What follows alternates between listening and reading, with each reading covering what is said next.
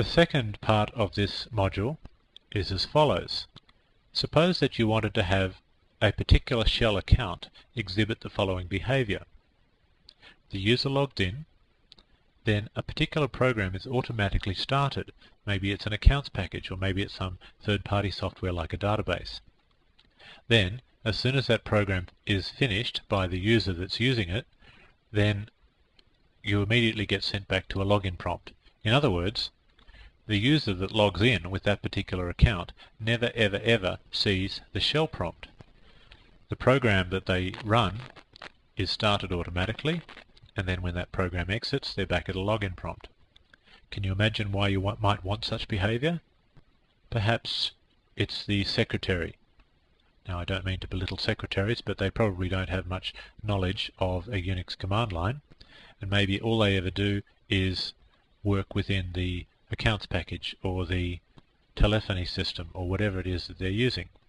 Now, we don't even feel that they need to know the name of that telephony program or accounts package.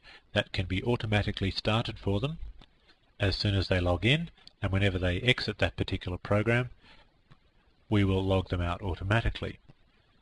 I'm sure you can imagine how you might go about that. Obviously, we need to do some modification to the .profile, and we do. The following needs to be changed in the .profile. We need to add one line to the end which says exec space and then the name of the program that they wish to run. What will happen then is that as soon as the shell encounters that line in the .profile, the shell will say, aha, time for me to go. I'm going to now exit myself, and in place of me, I'm going to put this particular program. So at that point, the shell completely disappears, and the only program that's left running for that particular user is the program that you want to start.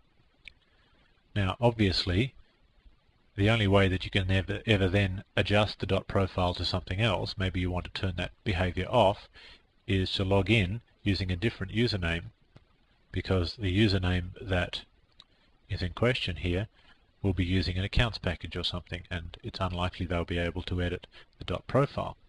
So we'll need another user, perhaps the super user, or perhaps some other user who has permissions over that .profile to go and change it if necessary. I'm not going to demonstrate this to you because I actually don't have another username that I can use to log in with and change it back. Well, that's not true actually. I could set it up to exec a program like vi, and in vi I can actually create for myself a temporary shell, and in that temporary shell I can then go and modify the .profile and change it back. So yeah, why not? Let's have a go at that. So let's change my .profile now. I'm taking a bit of a risk, but I will do it. And right at the end, I'm going to change this line to be just vi by itself.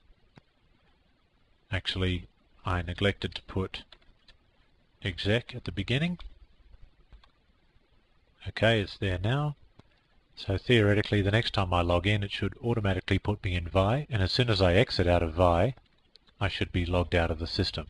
Let's try that.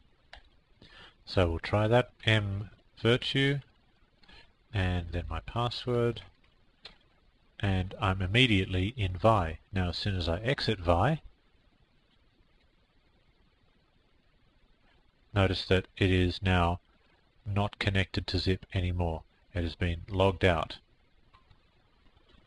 There are other ways of achieving the same goal, and that is, you could, instead of putting the exec and then the program name at the end of the .profile, you could instead put the program name by itself without the exec, followed by an exit. What that does is it will start the program, but the shell itself that started the program will remain running, and then as soon as that program finishes, the shell will then exit. This particular method uses a little more memory because the shell remains in memory the whole time. Alternatively, you could actually make that particular program, the database program or the telephony program or whatever, you could make that your shell. Obviously you need to have the permission to do that, or you need to speak to the system administrator in order to do that. Remember this from the first module of this chapter, how to change your shell. Well, you don't have to change it obviously to the bash or the Bourne shell or the C shell or the corn shell or whatever. You can actually change the shell to be any program that you like. and then as soon as you're logged in, that program will automatically be started for you. And as soon as that program finishes, then you'll be back at a login prompt, which, if you think about it, is exactly what happens when you start the shell. Now, with this particular method, you won't be able to do anything else in your .profile. You won't be able to set any shell variables, you won't be able to run any other commands. The only single program that will be running will be that program that you specify, which is perfectly fine if you don't actually need to specify any shell variables or do anything else before that program starts.